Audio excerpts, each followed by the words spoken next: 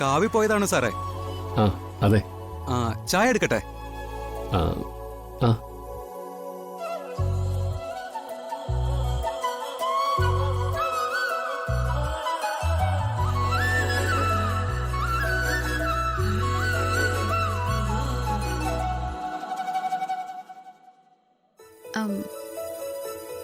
ചേട്ടാ, ഇവിടെ അലവാങ്കുണ്ടോ? അല്ല, ഇവിടെ അങ്ങനൊരു പലഹാരം ഉണ്ടാവാറില്ലേ? ഇതിനു മുമ്പ് വന്നിട്ടുണ്ടല്ലേ?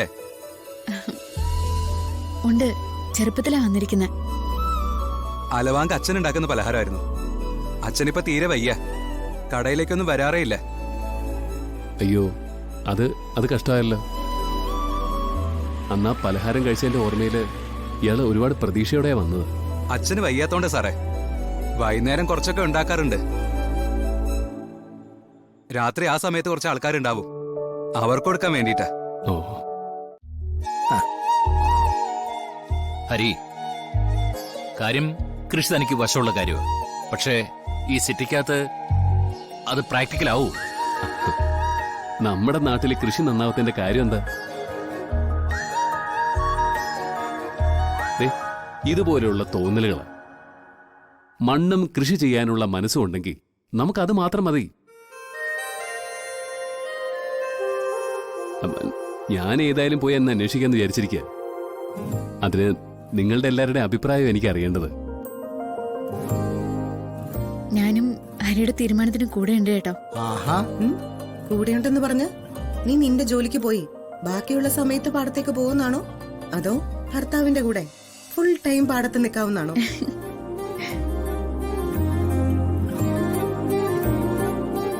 ജോലി ഒരു പ്രൈവറ്റ് സ്കൂളിലല്ലേ അമ്മേ. തൽക്കാലം ഹരിയുടെ കൂടെ പാടത്ത് തന്നെ നിൽക്കാം. അതിനിടയിൽ ടെസ്റ്റ് ഒക്കെ എഴുതാം. ഏതെങ്കിലും ഗവൺമെന്റ് ജോലി കിട്ടുമെന്ന് നോക്കുകയും ചെയ്യാം.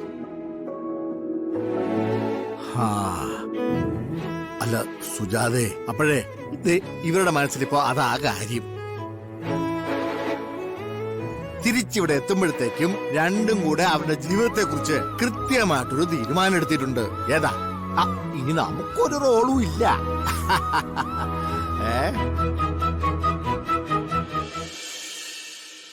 എന്താ രഘുവേട്ട അഭിപ്രായം?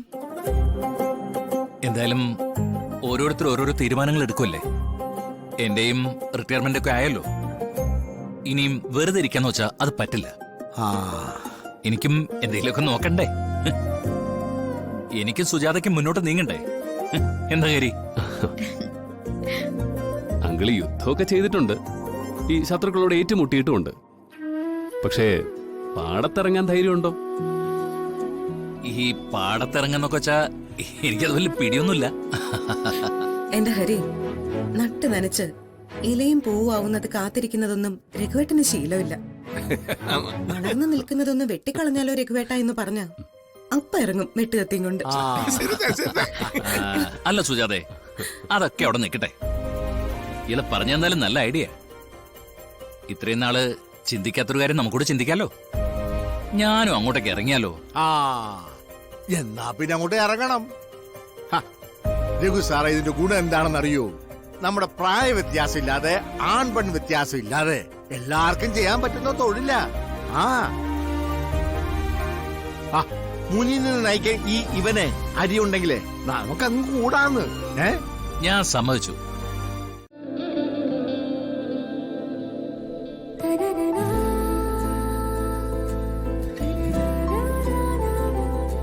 പിടിക്കടോ. എന്താ ഹരി? തുറന്നു നോക്ക്, തുറന്നു നോക്ക്.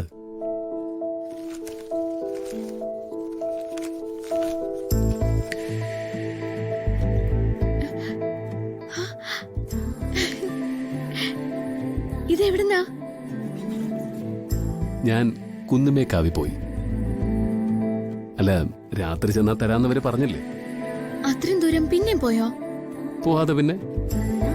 കെട്ടിയോൾ ആദ്യമായിട്ടൊരു ആഗ്രഹം പറഞ്ഞ അത് നടത്തിക്കൊടുക്കാൻ പറ്റിയില്ലെങ്കിൽ ഞാനൊരു ബോറിനായി പോയില്ല. എന്നാ ഇത്രയും നേരം അവരെ എല്ലാവരും ചോദിച്ചപ്പോ ഇതാ കാര്യം പറയാറുന്നില്ലേ അവരോട്? നന്നായി. എന്നിട്ട് വേണം എല്ലാരും കൂടി എന്നെ കളിയാക്കി കൊല്ലാൻ. അതുകൊണ്ടാ പറയാതിരുന്നത്. താൻ കഴിച്ചോ?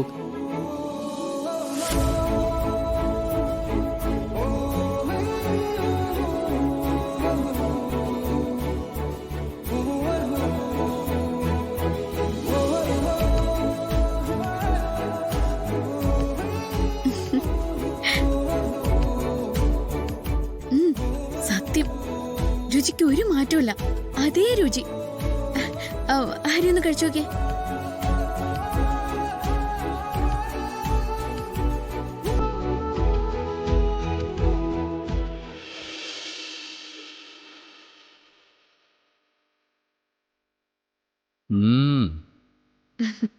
എങ്ങനെയുണ്ട്? വെറുതെ അല്ല ഈ ആഗ്രഹം ഇത്രയും കാലം മനസ്സിൽ കിടന്നത്. ഒരു പ്രത്യേക ടേസ്റ്റ്. എന്നാലും ഇത് വേണ്ടായിരുന്നു കേട്ടോ. രാത്രി ഇത്രയും ദൂരം. വേണമായിരുന്നു കേട്ടോ.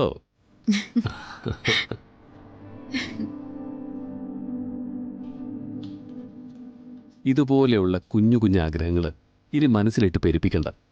പറഞ്ഞാൽ മതി, ഞാൻ സാധിച്ചു തന്നോളാം.